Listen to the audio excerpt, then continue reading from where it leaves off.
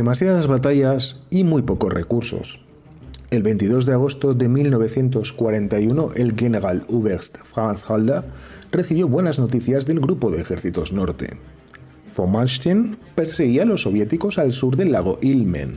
El cerco a los defensores del ejército rojo en Luga continuaba, pero Hepner, a quien le habían quitado muchas de sus unidades móviles para enfrentar los continuos ataques soviéticos en Solzhenitsyn, Staraya Rusa y también para el estancamiento alemán frente a la ciudad de Luga, no tenía fuerzas suficientes para avanzar. Además, los soviéticos le estaban causando problemas a sus espaldas, en Narva. El avance de Hepner sobre Leningrado se detenía y retrasaba una y otra vez. Esto causó ansiedad en el alto mando alemán, ya que, como el propio Halder escribió en su diario, la situación de efectivos para el grupo de ejércitos norte era difícil, no había reservas. Halder además quería retirar lo antes posible el 8º Cuerpo Aéreo y también a los Panzers para el grupo de ejércitos centro y la operación Taifún. Esto se haría efectivo tras la captura del ferrocarril Oktyabrskaya de Leningrado a Moscú. Von Lieb informó reiteradamente al Oberkommando de Zeres que carecía de una concentración definitiva de fuerza. Pero Halder escribió en su diario que la solución era concentrar fuerzas donde y cuando fuera posible. Estaba claro que el grupo de ejércitos norte pronto se convertiría en un teatro secundario de guerra. A finales de agosto y debido al fracaso soviético de Staraya Rusa y Solzhenitsyn, Stalin colocó el frente noroeste y el nuevo frente de Leningrado directamente bajo el control directo de la Stavka. Para los soviéticos, Leningrado no era el frente principal, pero ciertamente era mucho más importante para ellos que para los alemanes. El 1 de septiembre, la Stavka llamó la atención al frente de Leningrado, así, en palabras de Stalin y el mariscal Shaposhnikov, y cito: "La Stavka considera que las tácticas del frente de Leningrado son desastrosas. Al frente de Leningrado le preocupa una sola cosa: cómo retirarse y encontrar nuevas líneas para la retirada. ¿No es hora de acabar con los héroes de la retirada?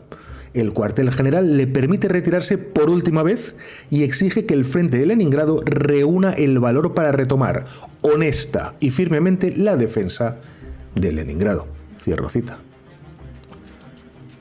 El 25 de agosto, los ejércitos soviéticos, 11º y 34º, habían sido empujados a través del río Lovat y la ofensiva soviética de Staraya Rusa terminó en lo que parecía ser un completo desastre. Pero a ver, ¿fue realmente así? Sin duda no alcanzó ninguno de sus objetivos y las bajas soviéticas fueron enormes. Pero los alemanes sufrieron un retraso de 10 días y el alto mando alemán decidió que tenía que hacer algo con las fuerzas soviéticas al sur del lago Ilmen en dirección a Moscú, en el distrito de Valdai. Este área constituía un problema para los alemanes, ya que era extremadamente difícil de atravesar. Era la frontera entre el grupo de ejércitos norte y el grupo de ejércitos centro, y simplemente no había suficientes tropas para guarnecerla. Las colinas de Valdai eran casi intransitables para los Panzer. Por esta razón, los alemanes decidieron emprender una ofensiva para derrotar a las fuerzas soviéticas y capturar las colinas de Valdai.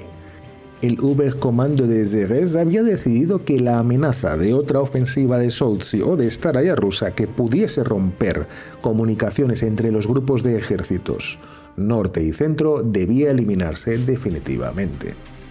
A ver, esta era una buena estrategia, pero por supuesto debía hacerse a expensas de desviar las fuerzas alemanas necesarias para el avance hacia Leningrado y Moscú. También este plan estaba de acuerdo con la estrategia de Hitler. El día 5 de agosto, Brauchitsch le escuchó decir, y cito: "El tercer grupo Panzer debe tomar las colinas de Valdai y, como consecuencia de esta acción, empujar hacia adelante el ala izquierda del grupo de ejércitos centro. No puede avanzar más hacia el este de lo necesario para la protección del flanco del grupo de ejércitos norte y esperará un momento ventajoso para avanzar en dirección a Moscú a lo largo del río Volga". Y cierro cita. El 26 de agosto, el Generalleutnant Rudolf Langhuizer oficial de enlace del Grupo de Ejércitos Norte con el Oberkommando des Heeres, presentó a Halder el plan de ataque de von Lieb al distrito de Waldau. Halder aprobó el plan. El distrito de Waldau está ubicado entre el lago Ilmen y Kalinin, una ciudad al nordeste de Moscú que hoy se llama Tver. La carretera principal desde Holm hacia el este y noreste conducía a la ciudad de Demiansk y la meseta de Waldau. Exactamente en esa zona, alrededor del lago Waldau, Voroshilov intentaba reagrupar las fuerzas soviéticas derrotadas en la batalla de Staraya Rusa. El ataque alemán incluyó el ala norte del Grupo de Ejércitos Centro. Al 57º Cuerpo Motorizado con las divisiones Panzer 19ª y 20ª le fue ordenado unirse a las fuerzas de infantería del 2º y 10º Cuerpo de Ejército, así como al 56º Cuerpo Motorizado. El 1 de septiembre, el 57º Cuerpo Motorizado llegó al río Dvina Occidental, al este de la ciudad de Toropets. El 4 de septiembre, las debilitadas divisiones Panzer 19ª y 20ª del 5º Cuerpo Motorizado fueron asignadas al 16º Ejército y salieron de Holm para atacar al 27º Ejército Soviético y avanzar a la ciudad de Demiansk. Se unieron a las fuerzas del 2º Cuerpo Alemán que estaba en la zona. Al norte, en la orilla sur del lago Ilmen, el 10º Cuerpo Alemán se encontraba al frente del 11º Ejército Soviético y la 3ª División Motorizada Alemana y la División Motorizada Totenkopf de las SS del 56º Cuerpo Motorizado tenían delante al 34º Ejército Soviético. El plan soviético era estabilizar el frente en la línea que va de Holm a Parfino, en el río Lobat. Pero el ataque alemán truncó esos planes. Una vez que comenzó el ataque alemán, se ordenó a las fuerzas soviéticas que contraatacasen y rodearan a los alemanes, pero fracasaron. El 5 de septiembre, los alemanes habían cruzado el río Pola y toda idea de un contraataque soviético se convirtió en una fantasía. Solo para dar un ejemplo de lo caóticas que eran las cosas en el lado soviético, desde el 4 de septiembre de 1941, el cuartel general del frente del 27º Ejército no tenía información sobre la División 256 de Infantería. El 6 de septiembre, el cuartel general del frente informó que el mando y control de todo el ejército estaba completamente desorganizado. La resistencia era espontánea y el cuartel general tenía conocimiento de la situación de solo 3 divisiones de todo el ejército y una de las 3 estaba en la reserva. El 8 de septiembre, la 19ª División Panzer capturó Demiansk y el 27º Ejército Soviético estaba en plena retirada. 2 días después, las defensas del 11º Ejército cayeron y el 34º Ejército se vio obligado a retirarse. El 10 de septiembre, los soldados del 34º Ejército iniciaron una retirada descontrolada hacia el este, dejando todo su equipo en el campo de batalla. El 11 de septiembre, Halder escribía en su diario que la bolsa en las colinas de Waldau se había cerrado. Al día siguiente, el 27º Ejército Soviético, sorprendentemente, logró lanzar una serie de ataques hacia Demiansk, pero no tuvo éxito. Las fuerzas alemanas llegaron a la línea de los lagos y se atrincheraron allí. Carecían de fuerza suficiente para continuar el ataque y las líneas de suministro eran débiles. El 17 de septiembre, Halder pensó que algo se estaba gestando en las colinas de Waldau y escribió en su diario lo siguiente: por el momento todavía podemos suponer que es una reacción defensiva a nuestro ataque con el 9º Ejército, pero no se puede descartar la posibilidad de que los planes ofensivos estén detrás de los claros movimientos ferroviarios, especialmente a la luz de los artículos de revistas inglesas sobre una ofensiva conjunta de Voroshilov y Timoshenko. Cierro cita. Resultó ser que muchas unidades soviéticas derrotadas estaban escapando del cerco alemán hacia el este y la nueva línea de frente se estaba estabilizando. El 18 de septiembre, Halder reflexionó sobre la lucha en las colinas de Waldau. Os cito: la eliminación del enemigo en la región de los lagos de Waldau ha sido un asunto lamentable. Desde el sur, la División 253 no parece poder entrar en la zona. Para los alemanes es un terreno en el que las tropas solo pueden moverse con armas ligeras de infantería, mientras que los rusos pueden hasta construir posiciones defensivas. Quizás sea por la calidad de la división de infantería 253.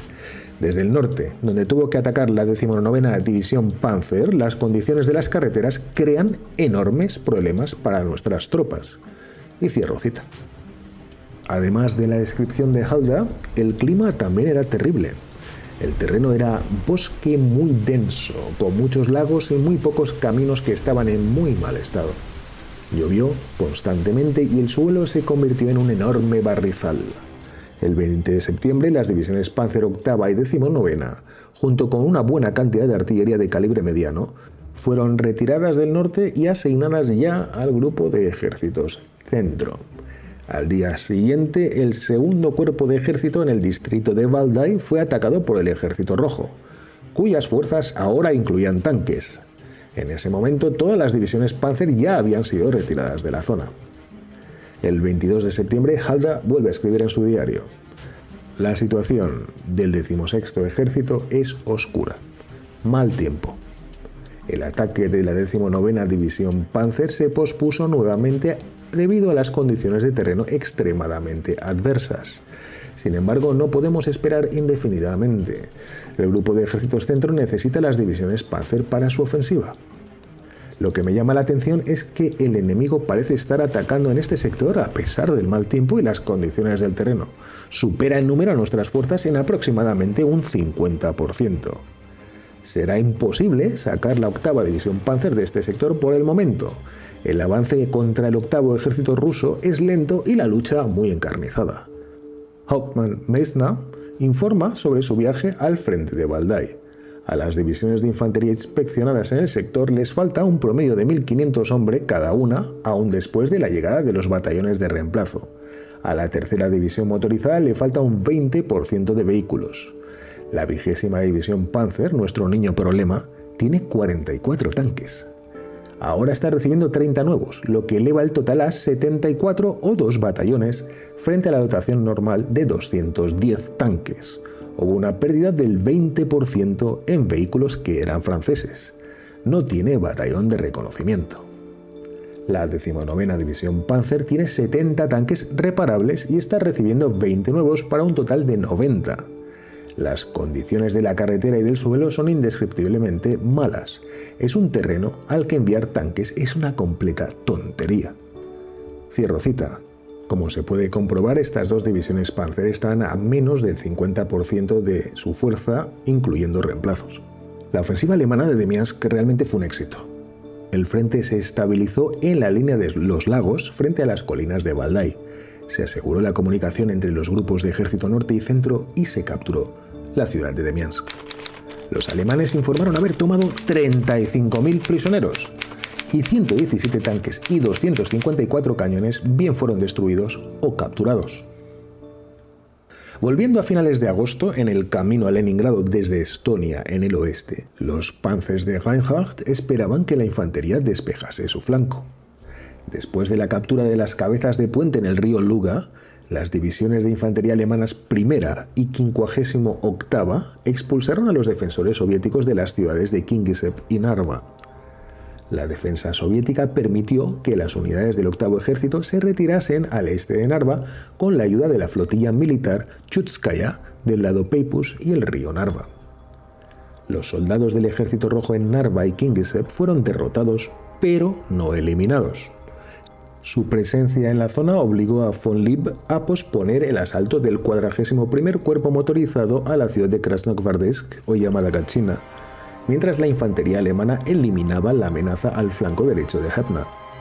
Los cuerpos de ejército 26º y 28º se ocuparon de esta amenaza desde el 22 de agosto hasta el 1 de septiembre, lo que obligó al 8º ejército soviético de Ivanov a retirarse a la cabeza de puente al sur de Oranienbaum. Al mismo tiempo, el 16 de agosto, los Panzer de Hepna capturaron Volsova, 40 kilómetros al suroeste de Krasnogvardesk. Las divisiones Panzer I y VI y la 36ª División Motorizada llegaron al área al suroeste de Krasnoyarsk el 21 de agosto y pasaron a la defensiva en un frente de 150 kilómetros, aislando a las fuerzas soviéticas en la ciudad de Luga, más al sur. Al más puro estilo Blitzkrieg, se logró un gran avance y se explotó en un rápido movimiento hacia la retaguardia del enemigo, capturando y defendiendo posiciones importantes. La línea de defensa de Luga, las fortificaciones y los defensores del Ejército Rojo, ayudados por el mal terreno, habían detenido a los alemanes durante más de un mes. La línea había sido penetrada por ambos flancos. Solo los defensores soviéticos en el centro mantuvieron su posición en la ciudad de Luga. El trabajo en este sistema de fortificaciones comenzó el 27 de junio de 1941. Se extendía a lo largo de unos 300 kilómetros desde la bahía de Narva, en el Golfo de Finlandia, a lo largo de los ríos Luga, Shaga y Shelon, hasta el lago Ilmen. La línea cruzaba las carreteras principales a Leningrado desde Pskov, Porkhov, Novgorod y el ferrocarril Oktyabrsky. Ya en el primer día de la guerra, el 22 de junio de 1941, el comisario popular adjunto a la defensa de la Unión de Repúblicas Socialistas Soviéticas, Kirill Afanasievich Meretskov, recién llegado a Leningrado, recomendó al comandante del distrito militar de Leningrado, el teniente general Markian Mikhailovich Popov, empezar la selección y reconocimiento de posibles líneas de defensas entre Pskov y Leningrado, para la construcción inmediata de posiciones defensivas con la participación de tropas libres y, lo más importante, de la población local. Este trabajo ingente fue encomendado al adjunto de Popov, el teniente general Konstantin Pavlovich Piadyshev, que reclutó a un grupo de especialistas e ingenieros militares para trabajar en la construcción de la línea de defensa. El 27 de junio se detuvieron todos los trabajos en el metro de Leningrado. La central hidroeléctrica Verkhnevskaya y la central hidroeléctrica Enso para liberar personal calificado para la construcción de la línea de defensa de Luga. El trabajo más complejo fue encomendado a los trabajadores del metro de Leningrado, pero la mayor parte de los trabajos de movimiento de tierras que consumían mucho tiempo y mano de obra fueron realizados por ciudadanos movilizados que proporcionaron hasta el 88% de toda la mano de obra. Hasta 450.000 personas trabajaron en obras defensivas, incluida la línea de defensa de Luga y también en las afueras de Leningrado a mediados de agosto. Leningrado entonces tenía una población total de 1.453.000 personas en este momento. Pero los trabajadores dentro de la ciudad también se movilizaron para producir minas antitanque, alambradas, bloques de hormigón, incluso barreras electrificadas. Este gran esfuerzo tuvo lugar al mismo tiempo que la evacuación masiva de 80 fábricas y 13 oficinas centrales de diseño a los montes Urales y Siberia, que comenzó el 11 de julio. Las personas que trabajaban en las obras de defensa fueron bombardeadas y ametralladas por la Luftwaffe, y a partir de agosto la artillería alemana también se unió a los bombardeos. Por esa razón se creó un destacamento especial para construir estructuras de protección para los trabajadores. A veces estaban hechas de madera, a veces eran escudos de metal. Este destacamento se movió a través de todos los sectores según fuese necesario. Los ciudadanos movilizados incluso crearon un periódico en el campo. Se llamó Leningradskaya Pravda a pie de obra de defensa. Volvamos al 10 de julio. Cuando los panzers del General der Panzertruppe Georg Hans Reinhardt llegaron frente a Luga y tantearon las defensas de la ciudad. No pudieron abrirse paso y 2 días después cambiaron su eje de avance hacia el noroeste y, como vimos ya anteriormente en esta operación, capturaron 2 cabezas de puentes en el río Luga en Ivanovskoye y Bolshoi-Savsk. La división de infantería 269 se quedó ante Luga esperando refuerzos para el posterior asalto. Curiosamente, el teniente general Konstantin Pavlovich Piadyshev, subcomandante del Frente Norte a cargo de la construcción de la línea de defensa de Luga, fue arrestado el 22 de julio por cargos contrarrevolucionarios y condenado bajo el siniestro artículo 58 a 10 años de prisión porque había criticado la purga de Stalin, ojo, en una carta a su propia esposa en 1940.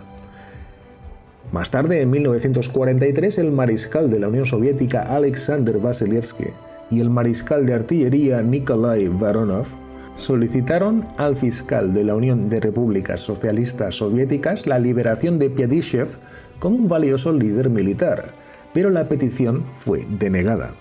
Piadyshev murió en el Gulag en 1944. Fue rehabilitado, como no, en 1958.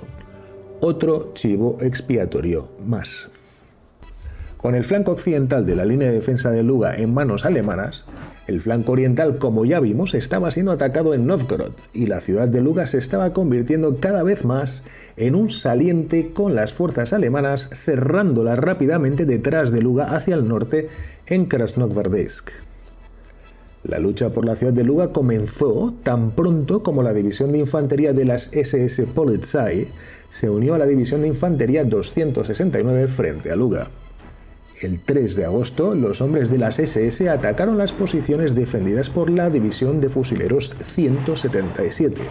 La lucha fue intensa y las bajas aumentaron rápidamente en ambos bandos. Como podemos leer en la historia de la cuarta división Panzergrenadier de las SS volumen 1 del 39 al 43, cuando claro, era solo una división de infantería, os cito. 3 de agosto. Mientras atendemos al oficial herido, los camilleros traen en camilla a otro soldado. Herida de metralla grave en el pulmón. Y sigue.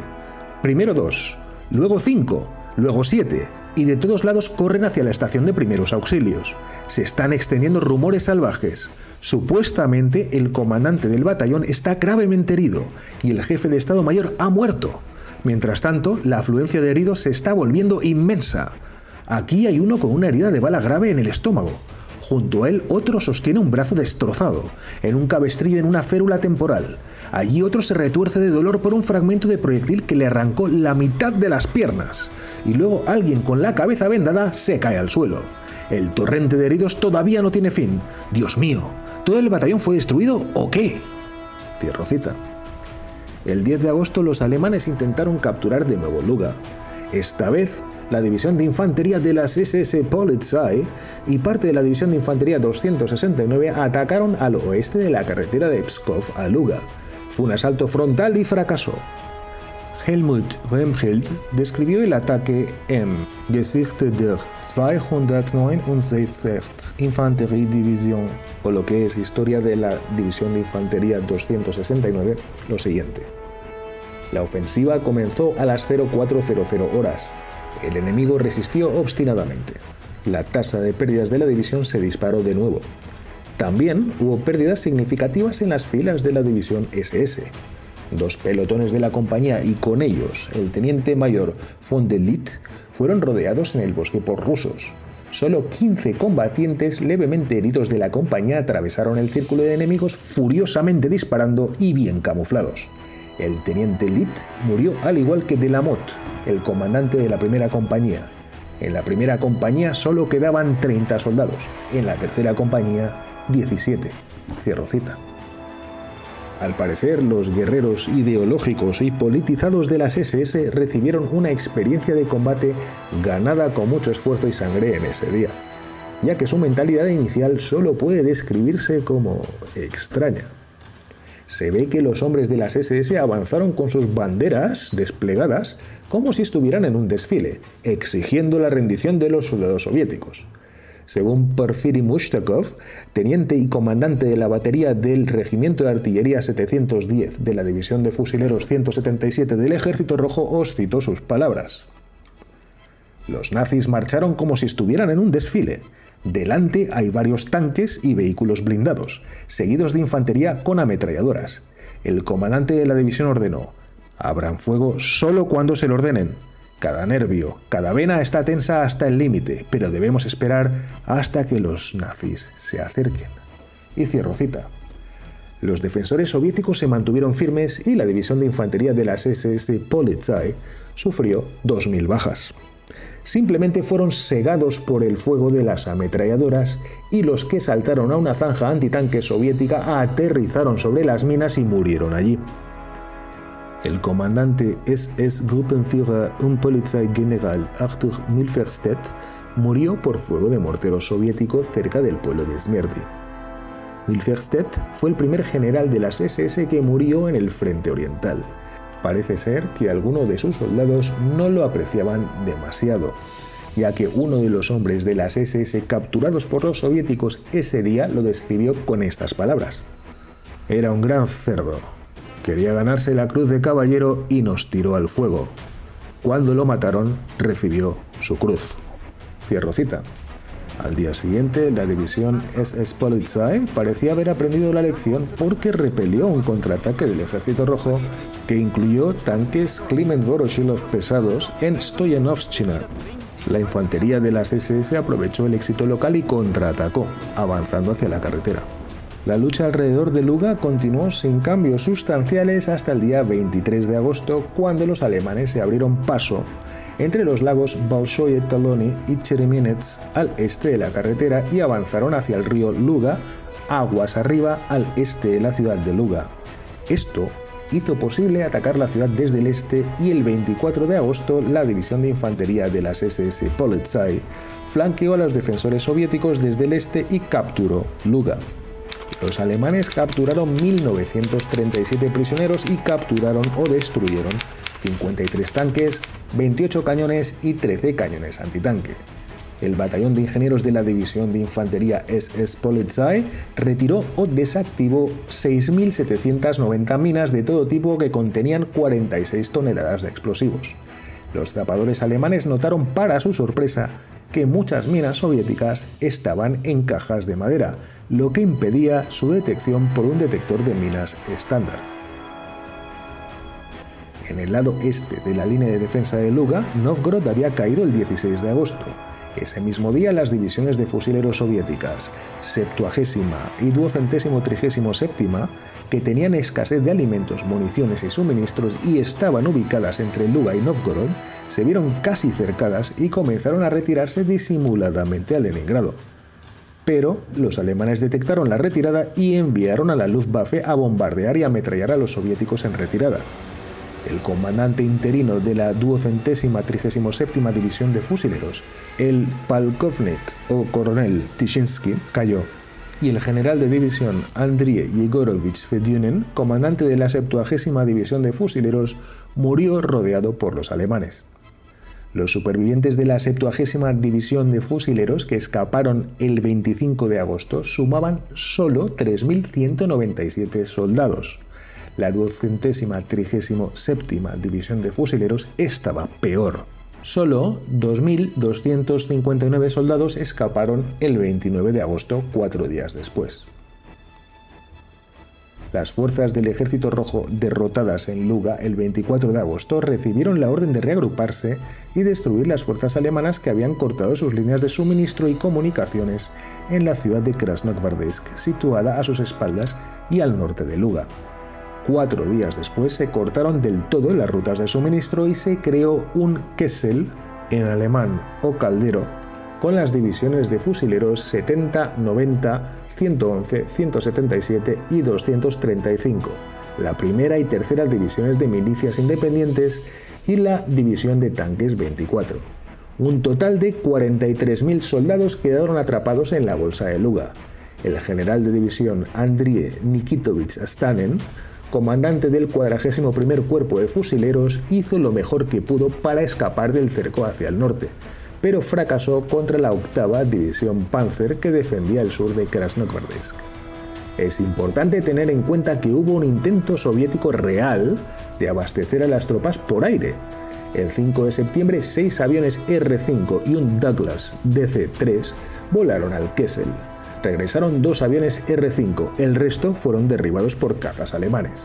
Solo se entregó la mitad de su carga, 5,3 toneladas de galletas saladas, 1 tonelada de concentrados, 5,2 toneladas de gasolina, 2,2 toneladas de gasóleo y 450 proyectiles de 76 milímetros.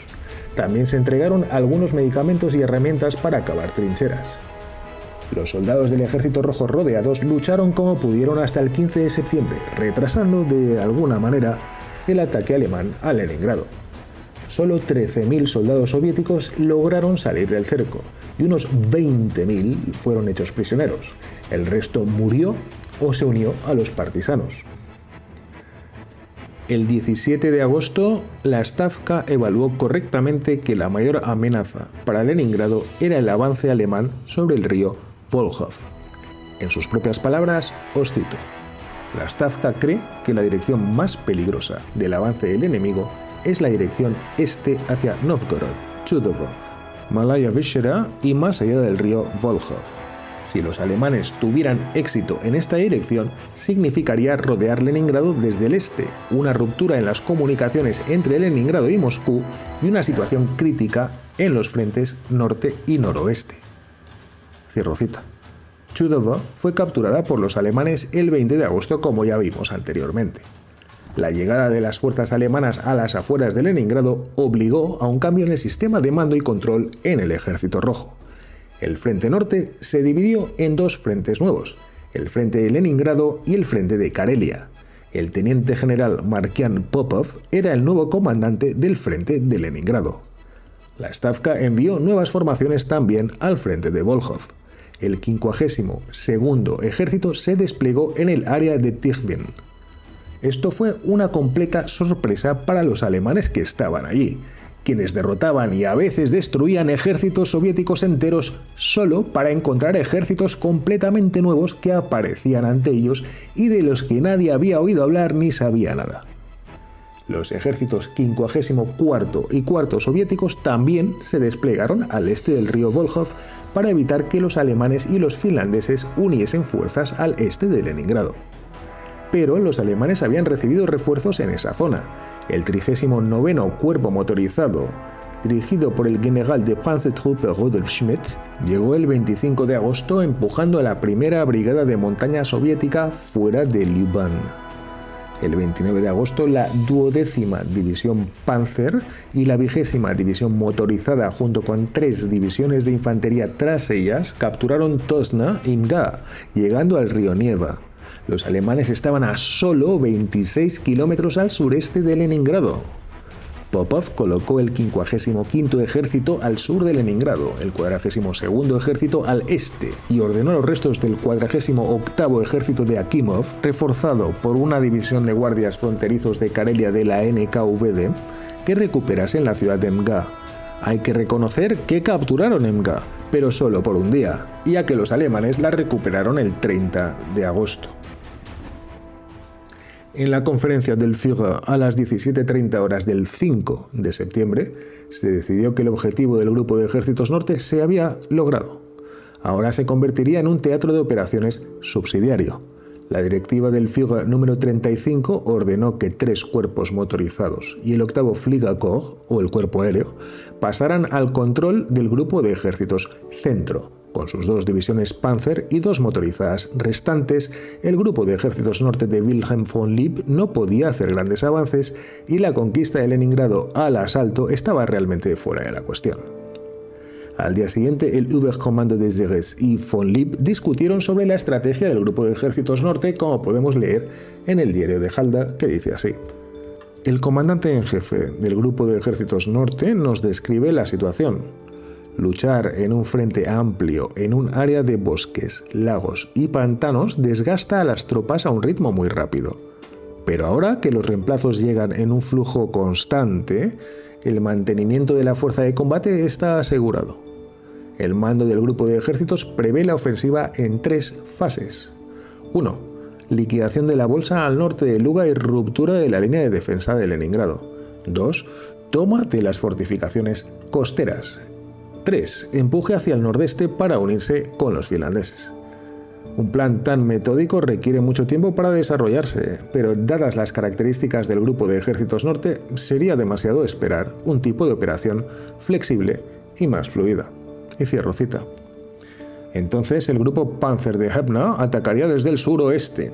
El 18º Ejército de Küchler avanzaría desde el sur y el 39º Cuerpo Motorizado de Rudolf Schmidt, recién llegado, convergería en Leningrado desde el sureste.